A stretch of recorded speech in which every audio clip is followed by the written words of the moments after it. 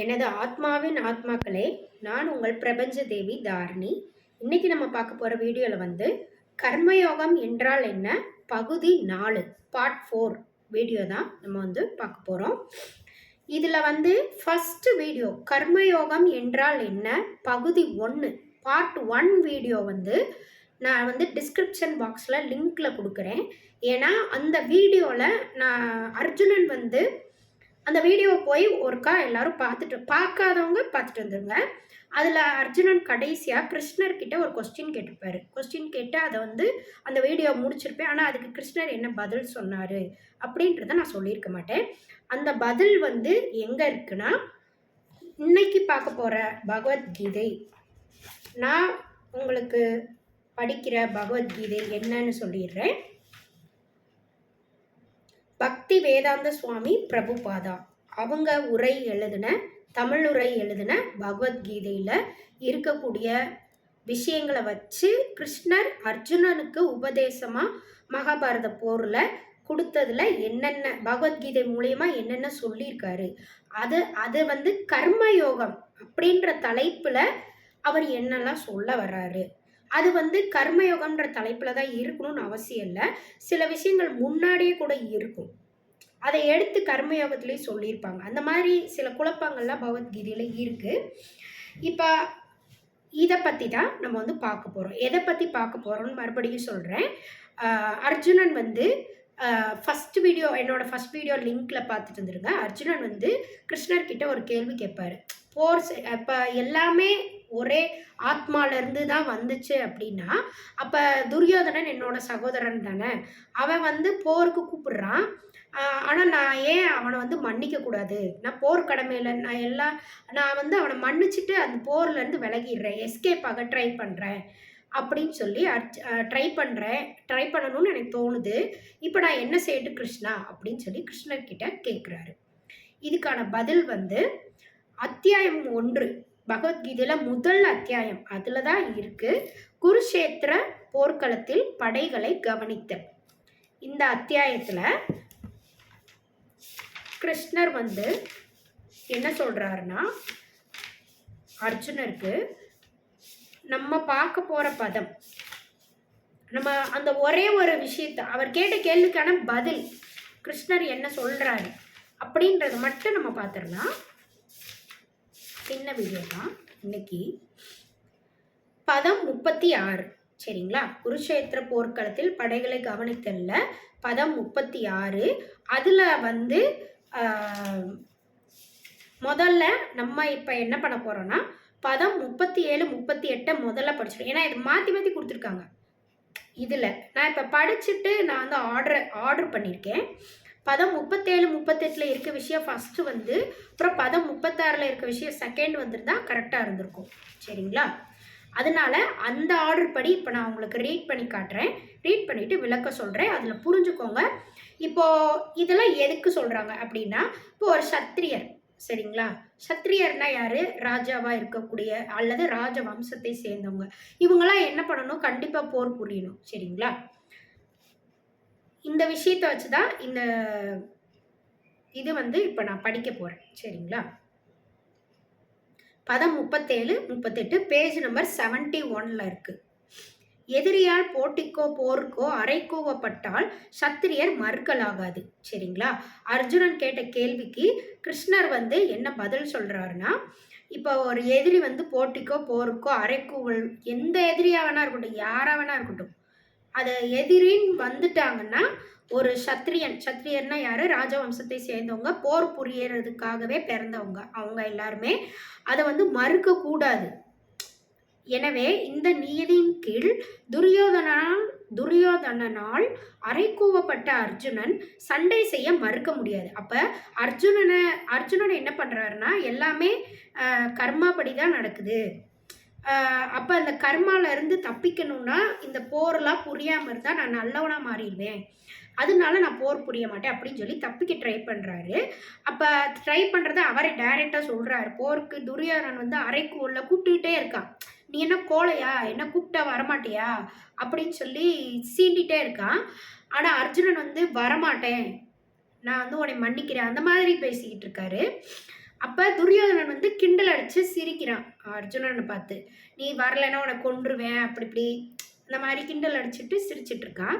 நீ ரொம்ப கோலை, முதுக காட்டுற கோலை, உனக்கு என்ன ஒரு போர் கூட புரிய தெரியாதா, அப்புறம் எதுக்கு போருக்கு வந்த, நீ வராமே இருந்திருக்கலாம்ல அப்படியெல்லாம் சொல்றான். சரிங்களா? இவ்வாறான அழைப்பின் விளைவுகளை காணும் பார்வையற்றவராக மறுதரப்பினரை கருதினான் அவன். அதாவது ஒரு அழைப்பு அவன் வந்து துரியோதனன் கொடுக்குறான், சண்டைக்கு வா அப்படின்னு சொல்லி கூப்பிடுறான். யாரை கூப்பிடுறா? சத்திரிய வம்சத்தை சேர்ந்தவனை தான் கூப்பிடுறான். போர் விதிப்படி தான் அங்கே எல்லாமே நடந்துட்டு இருக்குது. ஆனால் துரியோதனன் சில போர் விதியை மீறுறான். அதே மாதிரி தான் அர்ஜுனனையும் கிருஷ்ணர் வந்து மீற சொல்றாரு. அதெல்லாம் அங்கே எல்லாமே கரெக்டாக நடந்துட்டு இருக்குது. இப்போ அழைப்பு கொடுத்து வராமல் இருக்கிறவனை பார்வை இல்லாதவனா துரியோதனன் வந்து கருதுறானா. அர்ஜுனனை பார்வை இல்லாமல் இருக்கியா, நீ கண்ணு தெரியலையா உனக்கு, நான் வந்து கூப்பிடுறது உனக்கு என்ன தெரியலையா அப்படின்னு சொல்லி கேட்குறான். அதே சமயம் இதன் தீய விளைவுகளை முன்காண முடிந்ததால் அர்ஜுனனால் இந்த அறைகூவலை ஏற்க முடியவில்லை. இப்போ அவன் போர் கூப்பிட்றான்றதுக்காக அர்ஜுனன் போய் துரியோதனனை கொன்னுட்டான். அர்ஜுனன் வில்லு விட்டாலே செத்துருவாங்க. அதான் நியதிப்படி அர்ஜுனனுடைய வில் வந்து அப்படிதான் இருக்கும். அதனால நம்ம வில்லு விட்டாலே செத்துருவான், தேவையில்லாமல் இருக்கு. அதுவும் எந்த இடத்துல அவனை வந்து வில்லு விட்டா செத்துருவான் அப்படின்னு சொல்லி கிருஷ்ணர் ஏற்கனவே அர்ஜுனருக்கு சொல்லி கொடுத்துருக்குறாரு. ஏன்னா துரியோதனனை கொல்ல முடியாதுன்னு ஆல்ரெடி அவங்க அம்மா கிட்ட வந்து ஒரு வரம் வாங்கியிருக்கான். அதை மீறதுக்கு ஏற்ற விஷயங்களை கிருஷ்ணர் செஞ்சு சில மாய வேலைகள்லாம் செஞ்சுட்டு அந்த இடத்துல கொன்னா அந்த உடல் பகுதியில் ஏதோ ஒரு பகுதியில் தொடைப்பகுதியில் கொன்னா அவன் வந்து செத்துருவா அப்படின்றது அர்ஜுனனுக்கு தெரியும். தெரிஞ்சிருந்தும் மற்றவங்களுக்கு தெரியாது. கிருஷ்ணர் வந்து அர்ஜுனனுக்கு மட்டும் தான் சொல்லியிருக்காரு. ஆனால் மற்றவங்களுக்கு தெரியாது. தெரிஞ்சிருந்தும் அவன் வந்து இல்லை நான் கொல்ல மாட்டேன், நான் வந்து கொன்னா உன்னை கொன்னுட்டா எனக்கு பாவம், அதனால நான் கொல்ல மாட்டேன் அப்படின்னு சொல்லிட்டு அர்ஜுனன் வந்து யோசிச்சுட்டே இருக்கிறாரு. விளைவு நன்மையாக இருப்பின் மாத்திரமே கடமை கட்டுப்படுத்தக்கூடுமே தவிர வேறு வித விளைவு உண்டாகுமானால் யாருமே கட்டுப்பட முடியாது. இப்போ கொன்னுட்டா அர்ஜுனனுக்கு பாவம் சேர்ந்துடும். அப்போ அதில் ஒரு கர்மா சேர்ந்துடும். அப்போ திருப்பியும் அதுக்கான கெட்ட கர்மாவை அவருடைய குடும்பத்து மூலிமா அவர் கழிக்க வேண்டியது வரும். இப்படிலாம் யோசிக்கிறாரு. அதனால இது போன்ற நன்மை தீமைகள் எல்லாவற்றையும் சிந்தித்து பார்த்த அர்ஜுனன் போர் புரிவதில்லை என்று முடிவு செய்தான். அதெல்லாம் சிந்திச்சு பார்த்துட்டு, இல்லை நான் போருக்கு வரல, நான் வந்து இப்படியே இருந்துக்கிறேன், நீ வந்து என்னை கொண்டாலும் பரவாயில்ல அப்படின்னு நான் உன்னை மன்னிச்சிடுறேன் அப்படிலாம் சொல்லிட்டு ஒரு கோழையாட்டம் உட்காந்துடுறான். அப்படி உட்காரும்போது கிருஷ்ணர் வந்து என்ன பண்ணுறாருன்னா, அர்ஜுனனை தட்டி எழுப்பி அர்ஜுனன் என்ன செய்யணும் அப்படின்ற அர்ஜுனனுக்கு இப்போ விதிக்கப்பட்ட கர்மா என்ன, செயல் என்ன அப்படின்றத விளக்குறாரு. பதம் 36, பேஜ் நம்பர் 69. அதில் இருக்கிற விஷயங்களை பார்ப்போமா? இவ்வாறான ஆக்கிரமிப்பாளரை கொள்வதால் நமக்கு பாவமே வந்து சேரும். எனவே திருதராஷ்டிரர் மக்களையும் நண்பரையும் கொள்ளுதல் நமக்கு சரியானதல்ல. திருமகளின் கணவரே நமது சொந்த உறவினரை கொலை செய்துவிட்டு நாம் எவ்வாறு மகிழ்ச்சி அடைய முடியும்? இதனால் நமக்கு என்ன லாபம் அப்படின்னு கொஸ்டின் கேட்குறாரு. அதுக்கு பொருளுரையில் பேஜ் நம்பர் 70 கிருஷ்ணர் என்ன சொல்கிறாருன்னு பார்க்கலாம். வேத விதிகளின்படி அக்கிரமக்காரர் 6 வகையினர். விஷம் கொடுத்தவர், வீட்டிற்கு நெருப்பு வைத்தவர், பயங்கர ஆயுதங்களால் தாக்குபவர், செல்வத்தை கொள்ளையடிப்பவர், பிறர் நிலத்தை ஆக்கிரமிப்பவர், மனைவியை கடத்தி சென்றவர். இந்த அக்கிரமக்காரர்களை உடனே கொள்ளலாம். இது எல்லாமே துரியோதனன் செய்வான். சரிங்களா? அப்போ இந்த மாதிரி இருக்கிற அக்கிரமக்காரனை உடனே கொள்ளலாம். இது சத்திரியருடைய நியதி. சரிங்களா? இவர்களை கொள்வதால் பாவம் எதுவும் கிடையாது. இவங்களெல்லாம் சத்திரியர் வம்சத்தை சேர்ந்தவங்க, படை வீரர்கள் யாராக இருந்தாலும் இந்த மாதிரியான 6 பாவங்களை செய்யக்கூடிய அக்கிரமக்காரர்களை கொள்ளலாம்ன்றது நியதி. பார்த்தோன்னே கொன்றலாம் அப்படின்றது நியதி அந்த காலத்தில் இருந்துச்சு. துவாபர யுகத்தில் இருந்துச்சு. இவங்களையெல்லாம் பார்த்தோன்னே கொள்றதுனால பாவம் ஏதும் கிடையாதுன்னு கிருஷ்ணரே சொல்லியிருக்கிறாரு. இவ்வாறு கொலை செய்தல் எந்த சாதாரண மனிதருக்கும் பொருந்தும். இப்படி கொலை செய்கிறது இப்போ இந்த மாதிரியான அக்கிரமக்காரங்களை ஒரு சாதாரண மனுஷனே கொண்டுட்டு போயிடுவான் அந்த காலத்துலலாம். சரிங்களா? ஆனால் அப்படி கொன்னா பாவம் தான். ஆனால் இந்த மாதிரி அக்கிரமம் கடவுளுக்கு அது பாவம், அந்த மாதிரி மனிதனுக்கு இந்த மாதிரி அக்கிரமம்லாம் செஞ்சா அவங்கள கொண்டுட்டா நல்லது. திருப்பி அந்த மாதிரி அக்கிரமக்காரங்க முளைச்சு வர மாட்டாங்க. அதனால ராஜாட்ட கொண்டு போய் அவங்கள சேர்த்துருவாங்க. ராஜா வந்து தூக்குல போட்டுருவாங்க. அந்த மாதிரியான விஷயங்கள்லாம் இருந்துச்சு. இல்லைன்னா எதிரி மாதிரி வச்சு சண்டைக்கு கூப்பிட்டு போர் புரிஞ்சு கொள்ளுவாங்க. இந்த மாதிரியான அக்கிரமக்காரர்கள். இந்த மாதிரியான விஷயங்கள்லாம் பாவம் கிடையாது அந்த காலத்துல. ஆனால் அர்ஜுனன் சாதாரண மனிதனாக இருக்கவில்லை. அர்ஜுனன் மட்டும் என்ன பண்றான்னா, சாதாரண மனிதனா இருக்கல. ஆத்ம விஷயங்களை எல்லாம் படிச்சு தெரிஞ்சிருக்கான். அவன் குணத்தால் சாதுவாய் இருந்ததால் அவர்களிடம் பரிவோடு நடக்க நினைத்தான். யாரு? படை வீரர்கள். எதிரியா வர படை வீரர்கள் கிட்ட கூட பரிவோடு நடக்க நினைத்தான். இருப்பினும் இவ்வாறான சாதுத்தனம் ஒரு சத்திரியனுக்குரியதல்ல. கிருஷ்ணர் என்ன சொல்றாருன்னா, நீ இப்படி வந்து ஒரு சாதுவா வந்து இருக்கிற குணம் வந்து ஒரு சத்திரியனா இருக்கிறதுக்கு உரிய குணம் அல்ல அப்படின்னு சொல்லிட்டாரு. ஆட்சியில் இருக்கும் பொறுப்பான மனிதன் ஒருவன் ஒரு ஆட்சியில இருக்கிறவனுக்கு வந்து இரக்கமுடையவனாய் இருக்க வேண்டியது இருந்தாலும், இரக்கமா இருக்கணும் ஆட்சி பொறுப்புல இருக்கிறவங்க அப்படின்னு இருந்தாலுமே கூட அவன் கோழையாக இருக்கக்கூடாது. இரக்கமா இருக்கலாம் ஒரு லெவலுக்கு தான். ஆனா ரொம்ப எல்லாரையும் கொலை செய்யற அளவுக்கு அந்த மாதிரி எல்லாம் தப்பு பண்ணாங்க. உயிர்களை கொல்றது இந்த மாதிரியான தப்பெல்லாம் பண்ணாங்கன்னா, அவங்கள வந்து உடனே தூக்குல போடுறதுக்கோ அல்லது அவங்கள ஏதோ ஒரு வகையில கொல்றதுக்கோ தயங்கக்கூடாது. அதுக்கு தான் கோழைத்தனம். அப்படி தயங்குனா அதுக்கு பேர் கோழைத்தனம் அந்த காலத்துல. சரிங்களா?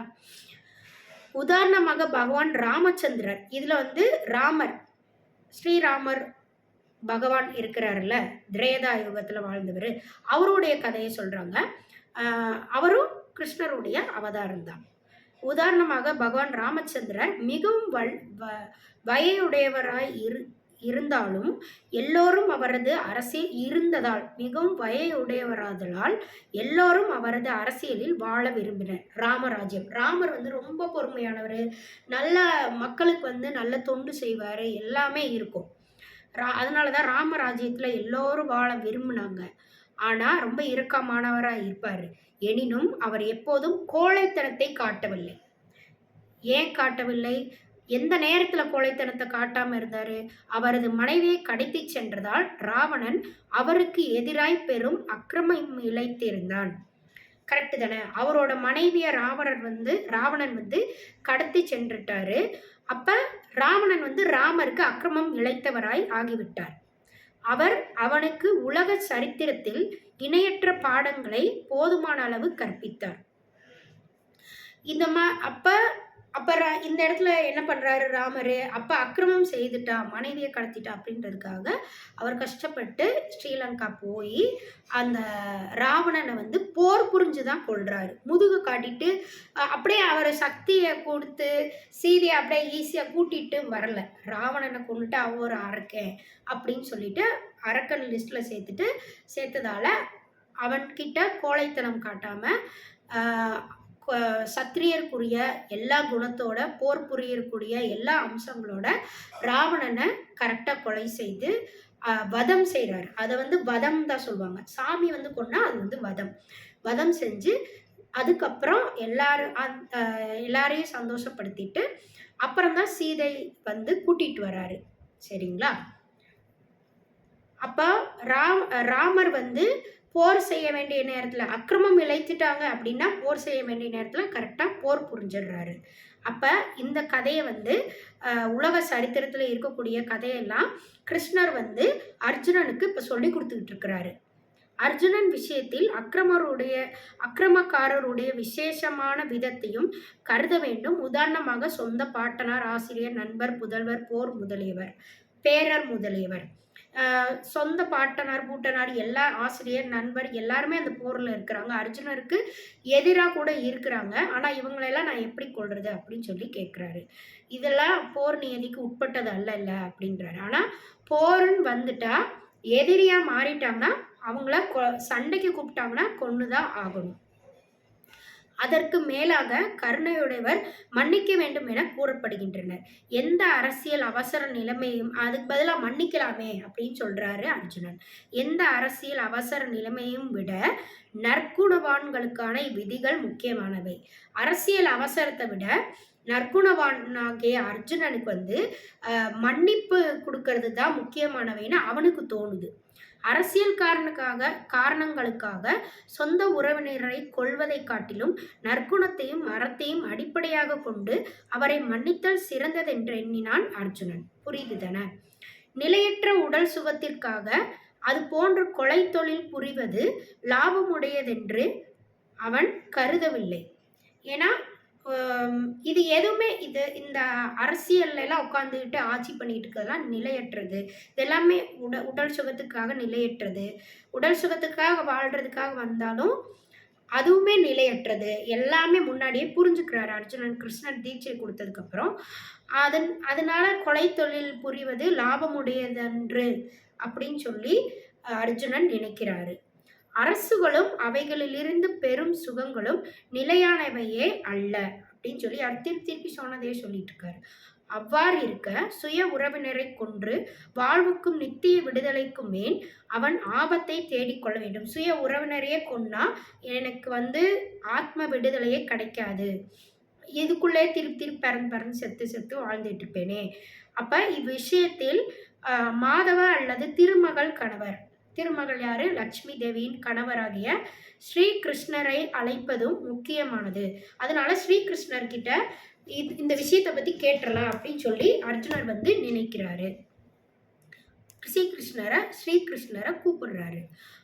அதிர்ஷ்ட தேவதையின் கணவனாக இருக்கும் அவர், அதிர்ஷ்ட தேவதை யாரு? லட்சுமி தேவி. அவங்களுடைய கணவராக இருக்கும் ஸ்ரீகிருஷ்ணர் அர்ஜுனனுக்கு கடைசியில் துரதிர்ஷ்டத்தை கொடுக்கக்கூடிய செயலை செய்யும்படி தூண்டலாக இருக்கக்கூடாது என்று சுட்டிக்காட்ட விரும்பினான் அவன். கிருஷ்ணர் என்ன சொல்றாருன்னா, அடுத்த லைனே படிச்சிடறேன். பகவான் ஸ்ரீகிருஷ்ணரோ யாருக்குமே துரதிர்ஷ்டத்தை கொண்டு வருவதில்லை என்றால் அவரது பக்தர்கள் விஷயத்தில் சொல்ல ஒன்றுமில்லை அப்படின்னு சொல்றாரு.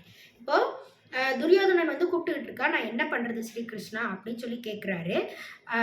நீ அதிர்ஷ்ட தேவதையோட கணவன், அப்ப நான் போய் துரியோதனன் கூப்பிடான்றதுக்காக கொலை செஞ்சுட்டு துரதிருஷ்டமான செயலை செஞ்சுட்டா எனக்கு பாவம் செஞ்சிடாதான்னு கேட்குறாரு. அப்ப பகவான் ஸ்ரீகிருஷ்ணர் என்ன சொல்றாருன்னா, நீ செய்ய போற செயல், துரியோதனன்றவன் ஒரு அரக்கன், அந்த 6 வகையான பாவங்களை செய்யக்கூடியவன், இந்த மாதிரியான அக்கிரமக்காரனை உடனே கொல்றது தான் நியதி, போர் நியதி. இந்த போர் நியதியிலிருந்து நீ விலக நினைச்சேன்னா உனக்கு தான் துரதிருஷ்டம் சேரும்.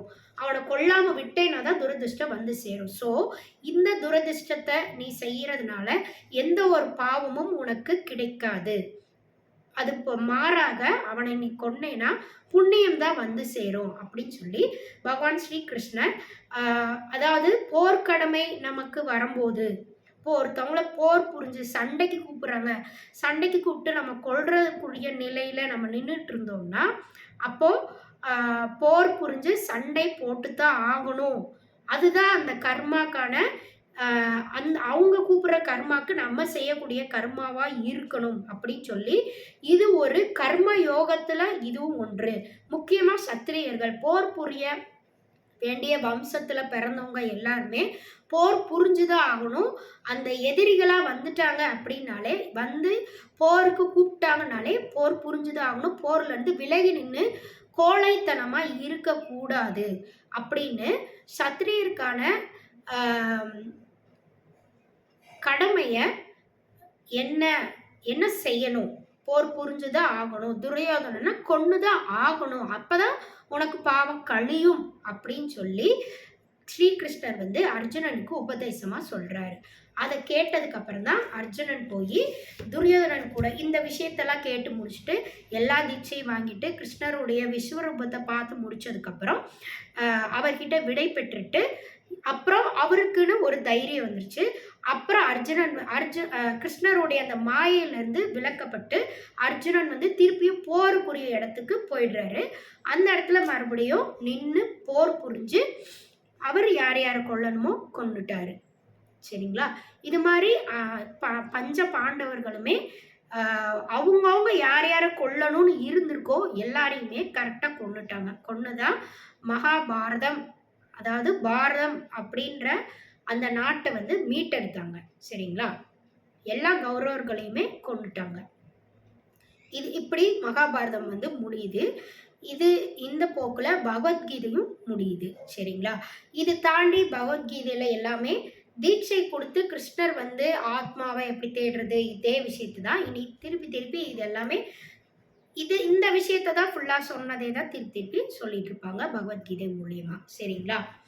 இதை நீங்கள் எப்படி படிக்கலாம்னா கம்பேர் பண்ணி படிக்கலாம். பகவத்கீதை நீங்கள் வீட்டில் படிக்கிறீங்கன்னா இப்போ எல்லா மதமுமே உங்களுக்கு பிடிச்சிருக்கு அப்படின்னா பகவத்கீதை, குரான், பைபிள் எல்லாத்தையும் கம்பேர் பண்ணி நீங்கள் படித்து பார்த்தீங்கன்னா எல்லாத்துலேயும் ஒரே கடவுள் தான் வந்திருக்காங்க, ஒரே விஷயத்தை தான் திருப்பி திருப்பி சொல்லியிருக்காங்க அப்படின்றது உங்களுக்கு புரியும். சரி, இப்போ இந்த வீடியோவோட நம்ம கர்மயோகம் அப்படின்ற தலைப்பை வந்து முடிச்சுக்கிறோம். நம்ம கர்மயோகத்தில் ஒரு சின்ன சமரி பார்த்துடலாம். பக்தி வேதாந்த சுவாமி பிரபுபாதா அவங்க உரை எழுதின பகவத்கீதை தமிழ் உரை தான் நம்ம வந்து பார்த்தோம். 4 வீடியோவாக பார்த்துருக்குறோம். ஸோ எல்லாத்துலேயுமே இப்போ முக்கியமாக என்ன சொல்கிறாங்கன்னா, இப்போது உங்களுக்கு இன்னைக்கு இதை வச்சு நம்ம என்ன கற்றுக்கலாம் அப்படின்னா, அதுக்காக நம்ம கொல்லக்கூடாது. இந்த கலியுகத்தில் வந்து யாரையும் கொல்லக்கூடாது அப்படின்றது சட்டம். நம்ம என்ன கற்றுக்கலாம்? சண்டை போடலாம். சரிங்களா? நம்ம கூட சண்டை போடுறவங்கக்கிட்ட ஃபைட் பண்ணலாம். ஜாக்கி ஜான் என்ன சொல்கிறாருன்னா, யாரையும் வந்து அடிக்கக்கூடாது, ஆனால் தடுக்கலாம். நம்மளை அடிக்க வராங்கன்னா தடுக்கிற அளவுக்காவது நம்ம வந்து ஒரு தற்காப்பு கலையை நம்ம எல்லாருமே அவங்கவுங்களுக்கு தெரிஞ்ச தற்காப்பு கலையை கற்று வச்சுக்கணும் அப்படின்னு சொல்கிறாரு. அட்லீஸ்ட் ஒரு யோகாவாவது நம்ம கற்று வச்சுக்கணும். அப்போ உடல் வந்து வலிமையோடு இருக்கும். அப்போது நம்மளை அடித்தாலுமே அடி வாங்கிட்டு இருந்துக்கலாம். சரிங்களா? திருப்பி அடிக்க தேவையில்லை, தடுக்க மட்டும் செய்யலாம். அவங்களால நமக்கு ஏதாவது கத்தி கீரல் அந்த மாதிரி வந்துடக்கூடாதுன்றக்காக இப்படி தடுத்து அவங்கள தொடாத மாதிரி தடுக்க செய்யலாம். அந்த அளவுக்கு இருந்துக்கலாம் இந்த காலத்தில். ஏன்னா இப்போ நிறைய மோசடிகள் எல்லாமே நடந்துட்டு இருக்குது. ஆனால் அடித்தோம்னா அவங்கள நம்ம போய் திருப்பி அடித்தோம்னா அது பாவம்னு சொல்லிட்டு சட்டத்தின்படி நமக்கு தண்டனை கொடுப்பாங்க. இதனால் நம்ம லைஃபே ஸ்பாயில் ஆயிரும், ஜெயிலுக்கு போயிடுவோம். அப்புறம் நிறைய பணம் கட்ட வேண்டியது வரும் அரசாங்கத்துக்கு, கவர்மெண்ட்டுக்கு, போலீஸ்க்கு. அந்த மாதிரியான விஷயங்கள்லாம் இருக்குது. அப்போ இதிலிருந்தெல்லாம் தப்பிச்சு லைஃப்பை நல்லபடியாக வாழணும். ஆனால் கெட்டது பண்ணுறாங்க, நம்மளை அடிக்கிறாங்க, கொலை செய்ய ட்ரை பண்ணுறாங்க. இந்த மாதிரியான விஷயங்களை நம்ம மாட்டிக்கிறோம் அப்படின்னா அதுலேருந்து மீண்டு எழுந்து வர்ற அளவுக்கு நம்ம உடலை வந்து எப்பயும் வலிமைப்படுத்தி வச்சுக்கணும். சரிங்களா? அதுக்கு யோகா, தியானம் இதெல்லாம் நம்ம பண்ணோம்னா உடலை வந்து வலிமைப்படுத்தி வச்சுக்கலாம். அப்போ கோழையாக முதுகை காட்டி ஓட வேண்டியதில்லை. சரிங்களா? எதிர்த்து நின்று ஃபேஸ் பண்ணலாம். ஆனால் நம்ம யாரையும் அடிக்கவும் தேவையில்லை, தடுத்தாலே போதும். நம்ம தடுக்கிறதுலே அவங்க பயந்து ஓடி போயிடணும். அந்த அளவுக்கு நம்ம வந்து உடல் வலிமையாக வச்சுக்கணும். இதுதான் சொல்ல வராங்க. ஒல்லியாக இருந்தாலும் வலிமையோடு இருக்கணும். அப்போ அதுக்கேற்ற மாதிரி சாப்பிட்ணும், அதுக்கேற்ற மாதிரி யோகா பண்ணணும், எக்ஸசைஸ் பண்ணணும், தியானம் பண்ணணும். இதெல்லாம் கொஞ்சம் நேரம் பண்ணிவிட்டு நம்ம வீட்டு கடமைகளையும் செய்யணும், சமுதாய கடமைகளையும் செய்யணும். அதாவது ஜாப் பார்க்குறது, அவங்கவுங்களுக்கான வேலையை செய்கிறது, ஆஃபீஸ் ஒர்க் அந்த இதெல்லாம் பண்ணுறது. அதுக்கப்புறம் குடும்ப கடமையும் செய்யணும், அப்புறம் தொண்டும் செய்யணும், பக்தி தொண்டும் செய்யணும். எல்லாருக்கும் இல்லை, பக்தி தொண்டு எல்லாருக்கும் எப்படி செய்யறதுன்னா, யாருக்காவது உடல் நோய் அவதிப்படுறாங்க, நமக்கு அவங்களுக்கு வழி சொல்ல தெரியும் அப்படின்னா போய் சொல்லலாம். இது கூட ஒரு பக்தி தொண்டு தான். சரிங்களா? அப்போ கடவுளுக்கும் தொண்டு செய்யணும். சரிங்களா? நம்மளால கடவுளுக்கு என்ன தொண்டு செய்ய முடியும்? ஒரு கோயிலுக்கு போயிட்டு வருது, முடிஞ்சா செய்யலாம். சரிங்களா? இந்த அளவுக்கு செஞ்சாலே கடவுள் தொண்டு தான். ஓகேங்களா? வீட்டில் உட்காந்து சாமி கும்பிட்டாலே கடவுள் தொண்டு தான். இல்லை இந்த மாதிரி புத்தகங்களை கடவுளை நினச்சி படிக்கிறது கூட ஒரு கடவுள் தொண்டு தான். அதுவும் செய்யணும். சரிங்களா? இதெல்லாம் தான் பகவத்கீதை ஆத்ம தேடலா, ஜீவாத்மாவுடைய தேடல் வாழ்க்கையா இந்த உலகத்துல வாழ்ந்து காட்டிட்டு போகணும். கர்மயோகம் செய்து தான் வாழ்ந்து காட்டிட்டு போகணும். கர்மயோகம் செய்யறதுக்கு நம்ம பிறந்திருக்கிறோம் என்று பகவான் ஸ்ரீகிருஷ்ணர் அர்ஜுனருக்கு உபதேசமா சொல்லி இதை கலியுகத்துல இருக்கக்கூடிய மக்களுக்கு கொண்டு போய் சேர்த்துன்னு சொல்லியிருக்கிறாரு. அது மாதிரி நமக்கு கிடைச்சிருக்குது. இதுல முக்கியமான விஷயங்கள் எல்லாமே நம்ம 4 வீடியோல தெரிஞ்சுக்கிட்டோம். சரிங்களா? இப்போ நான் ஏன் பிறந்தேன், நான் ஏன் எல்லாமே செய்யணும், எல்லா வேலையும் செய்யணும், எந்தெந்த வேலையெல்லாம் செய்யக்கூடாது, இந்த மாதிரியான விஷயங்கள்லாம் 4 வீடியோவில் நான் போட்டிருக்கிறேன். 3 வீடியோக்கான லிங்க்கையும் இந்த வீடியோவில் டிஸ்கிரிப்ஷன் பாக்ஸில் கொடுத்துட்றேன். எல்லாரும் எடுத்து பாருங்கள், பயனடைந்து நிறைய விஷயங்களை கற்றுக்கொள்ளுங்கள். ஆத்ம தேடலில் ஈடுபடுங்கள் அனைவரும். உங்களுடைய கடமையை செய்ய எப்போதும் தவறாதீர்கள். 3 வீடியோ பார்த்துட்டு இந்த 4வது வீடியோவை சேர்த்து பார்த்து ஒரு கண்டினியூஷனாக பாருங்கள் என்று கூறி விடை பெறுகிறேன். நன்றி, வணக்கம். அன்பே சிவம்.